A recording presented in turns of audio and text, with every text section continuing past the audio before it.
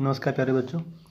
कल जो एक भूगोल की मैंने जानकारी करवाई थी +1 के बच्चों के लिए, उसमें से कई बच्चों ने कहा था मैं समझ में नहीं आया, मैं दोबारा करवाया जाए जी। तो थोड़ा एक बार दोबारा प्रयास करते हैं आप तक सही पहुंचाने का। ग्लोब आप सभी ने देखा होगा, हर किसी ऑफिस में जाते हैं तो टेबल पर मिल जाता है अपने को गोल गोल ग्लोब। उस ग्लोब की जानकारी, उस ग्लोब के अंदर जो इस तरह की रेखाएं दी होती हैं, ग्लोब ऐसा आपको दिखाई देता है। ये ग्लोब है जो आप टेबल पर देखते हो बड़े ऑफिस में जब भी जाते हो। और इस ग्लोब के ऊपर विभिन्न सारे कलर, ब्लू कलर भी दिखाई देता है, सारे कलर मिलते हैं इसके ऊपर। वो है क्या? ब्लू जो कलर इस पर दिखाई देगा आपको, वो सारा समुंदर होगा। उसके अलावा जो दूसरे कलर दिखाई देंगे वो सारे स्थल भाग होंगे। और इस ग्लोब के ऊपर जो विशेष जो बातें होती हैं वो होती हैं इसके अक्षांश और इसके देशांतर।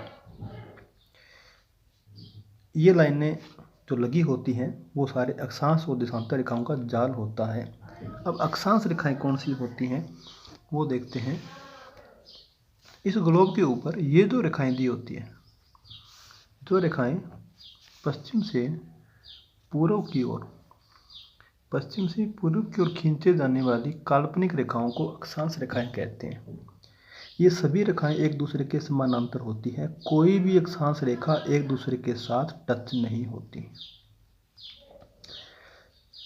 सबसे मध्य के अंदर जो पूरे गोले को दो समान भागों में बांटती है, उस रेखा का नाम होता है भूमध्य रेखा।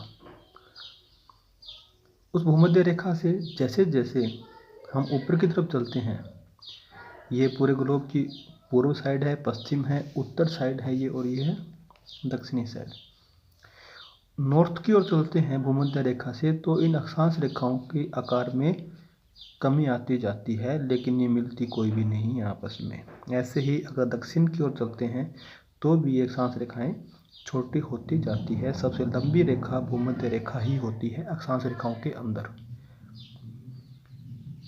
0 रेखा मान देते हैं इसको, 0 इसका मान होता है भूमध्य रेखा का। अब इस 0 से अगर हम ऊपर नॉर्थ की ओर चलते हैं तो 0 से ऊपर 90 अक्षांश लास्ट तक है। जो लास्ट है उसको हम उत्तरी ध्रुव कहते हैं, जिसका मान होता है 90 डिग्री। 90 डिग्री उत्तरी अक्षांश, उत्तरी अक्षांश। इस भूमध्य रेखा से हम दक्षिण की ओर चलते हैं तो भी 90 अक्षांश इधर होते हैं, और दक्षिण में दक्षिणी ध्रुव जो होता है वो भी 90 डिग्री का होता है। तो 90 और 90 180, और एक बीच वाली 181 लगभग आपके अक्षांश हो गए। देशांतर रेखाएं, ये इसकी उत्तरी साइड थी, हमने देखा था इसमें नॉर्थ और साउथ। इस तरह की जो रेखाएं दी होती हैं वो सारी देशांतर रेखाएं होती है, और सभी देशांतर रेखाएं एक ही बिंदु में से होकर गुजरती है। उत्तरी ध्रुव में से गुजर चलेगी और दक्षिणी ध्रुव को क्रॉस करते हुए वापस चली जाएगी। आप एक बॉल को मान लीजिए, अगर हम एक बॉल को फ्रंट में जो रेखा बनाते हैं, बॉल के 2 हिस्से जो करते हैं, वो एक हिस्सा उसका आगे की जो अक्षांश है वही अक्षांश उसके पीछे की होती है।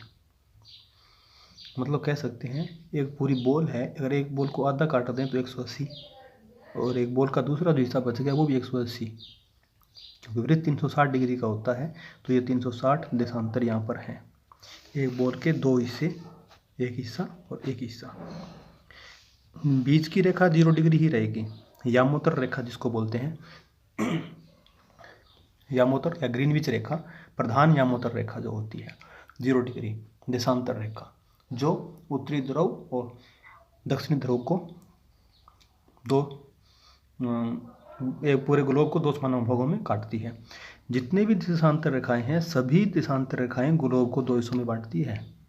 अक्षांश ऐसा नहीं करती। अक्षांश सिर्फ बीच की एक भूमध्य रेखा ही ग्लोब को 2 समान भागों में बांटेगी, लेकिन देशांतर रेखा तो प्रत्येक देशांतर रेखा, चाहे वो 1 डिग्री है, चाहे 2 डिग्री है, चाहे 180 डिग्री है, चाहे 150 डिग्री, कोई भी देशांतर रेखा होगी 360 की 360 सारी की सारी पूरे ग्लोब को 2 समान भागों में बांट देती है। क्योंकि सभी उत्तरी ध्रुव से दक्षिणी ध्रुव को क्रॉस करते हुए चलती है। इसके बाद ग्लोब आपको बता ही दिया कि ये ग्लोब है। ग्लोब के बाद पृथ्वी को अगर हम बीच की रेखा से हम काटते हैं 0 डिग्री अक्षांश रेखा से, तो ऊपर का सारा पार्ट आपका उत्तरी गोलार्ध कहलाएगा, क्योंकि ऊपर नॉर्थ है। उत्तरी गोलार्ध दो गोलार्ध होता है ना पूरा, पूरे ग्लोब को गोलार्ध बोलते हैं। तो बीच में हिस्सा काट देंगे तो ऊपर वाला हिस्सा सारा उत्तरी गोलार्ध बचेगा, नीचे का हिस्सा सारा का सारा दक्षिणी गोलार्ध बचेगा। अगर ऐसे ही हम अगर देशांतर से काटते हैं इस 0 डिग्री से, तो इस 0 से इधर का सारा पूर्वी गोलार्ध रहेगा और इस 0 से पश्चिम साइड की ओर पश्चिमी गोलार्ध रहेगा। तो दिशा कौन सी है? ये पूर्व, पश्चिम, उत्तर और दक्षिण।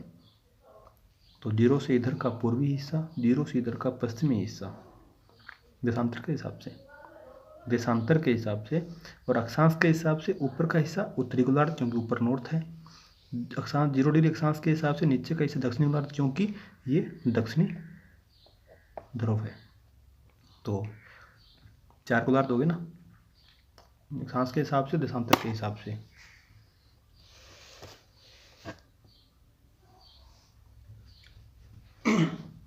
अब ये हिस्सा कौन सा रह गया आपका? अगर हम अक्षांश के हिसाब से हमने पढ़ा था कि ये सारा ऊपर का सारा उत्तरी गोलार्ध होता है, कि ये भी उत्तरी गोलार्ध है और ये भी उत्तरी गोलार्ध, सारा उत्तरी गोलार्ध ही है। और अक्षांश के हिसाब से हमने पढ़ा था कि ये दक्षिणी गोलार्ध है और ये भी दक्षिणी गोलार्ध है। अक्षांश के हिसाब से ये सारा उत्तरी गोलार्ध, अक्षांश के हिसाब से ये सारा दक्षिणी गोलार्ध। अब इस देशांतर के हिसाब से क्या रहेगा? इस देशांतर के हिसाब से, इसके हिसाब से ये सारा पूर्वी गोलार्ध था ना, तो ये भी पूर्वी, ये भी पूर्वी। इस देशांतर के हिसाब से ये पश्चिमी गोलार्ध था, तो ये भी पश्चिमी और ये भी पश्चिमी। अब आपके सामने चारों हिस्से अलग अलग हो गए। अब ये हिस्सा कौन सा बच गया? उत्तरी पूर्वी।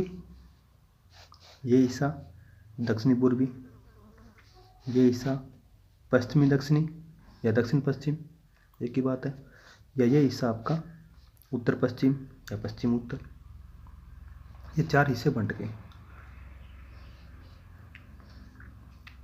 अब हमने इसके ऊपर किया था हम भारत कहाँ पर स्थित है, हमने जो कल किया था भारत कहाँ पर स्थित है। भारत का अक्षांशीय जो मान है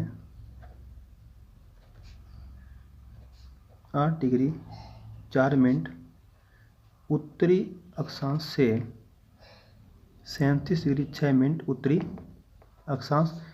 और देशांतर जो है भारत का 68 डिग्री 7 मिनट पूर्वी देशांतर से 97 डिग्री 25 मिनट पूर्वी देशांतर। बीच की रेखा आप पढ़कर आए हो, भी ये 0 है, 0 डिग्री अक्षांश रेखा है। ऊपर का सारा पार्ट उत्तरी गोलार्ध है, दक्षिण का सारा पार्ट दक्षिणी गोलार्ध है। हम ये अक्षांश देशांतर हम ग्लोब पर करते हैं, इनका काम क्या होता है हम उसके बारे में चर्चा कर रहे हैं। कि हम कह रहे हैं कि अक्षांश है, वो देशांतर है, पर इनका अर्थ क्या हुआ? अक्षांश देशांतर को पढ़ने का अर्थ क्या हुआ? हमें किस काम आएंगे ये अक्षांश और देशांतर? प्रत्येक देश का अलग अलग अक्षांश और देशांतर होता है। हमारे देश का जो अक्षांश और देशांतर रेखाएं हैं वो अक्षांशीय विस्तार भारत का है 8 डिग्री 4 मिनट उत्तरी गोलार्ध, उत्तरी अक्षांश से 37 डिग्री 6 मिनट उत्तरी अक्षांश। उत्तरी अक्षांश 0 से ऊपर सारा उत्तरी गोलार्ध है, तो 8 डिग्री 4 मिनट 0 से ऊपर ये रेखा 1 2 3 4, मान लीजिए ये रेखा आपकी आगे 8 डिग्री 4 मिनट उत्तरी अक्षांश, क्योंकि ऊपर का 0 से ऊपर सारा उत्तरी अक्षांश है, तो ये सारा उत्तरी अक्षांश 8 डिग्री 4 मिनट की रेखा है। क्योंकि 8 से ऊपर जाएंगे 37 तक जाएंगे, 37 भी आपका उत्तरी अक्षांश है। मान लीजिए आपकी 37 की रेखा पूरी आगे उत्तरी अक्षांश। अब 37 ऊपर हम जाते हैं तो 38 39 लास्ट में ये 90 आ जाता है आपका। 90 उत्तरी ध्रुव है, जिसका हमें कुछ करना नहीं है, लेकिन वही समझाने के लिए मैंने आपको बता दिया कि 0 से चले 8 डिग्री 4 मिनट भी रास्ते में आ गया, 37 डिग्री 6 मिनट भी रास्ते में आ गया और 90 डिग्री इसका उत्तरी ध्रुव था ही। अब ये तो था भारत का अक्षांशीय विस्तार। अब भारत का है देशांतरीय विस्तार जो है 68 डिग्री 7 मिनट से 97 डिग्री 25 मिनट। और ये तो सभी को पता होगा, लेकिन हम इस मेन पॉइंट हमारा ये रहता है कि ये पूर्वी गोलार्ध देशांतर है या ये पश्चिमी देशांतर है या उत्तरी अक्षांश है या दक्षिणी अक्षांश है। अब ये 68 क्या है हमारा पूर्वी देशांतर। हमें पता था कि इस 0 से इधर सारा पूर्व का हिस्सा है, ये सारा पूर्व है क्योंकि लिखा हुआ पूर्व पूर्व, ये तो पश्चिम का हिस्सा है, ये पूर्व का हिस्सा है।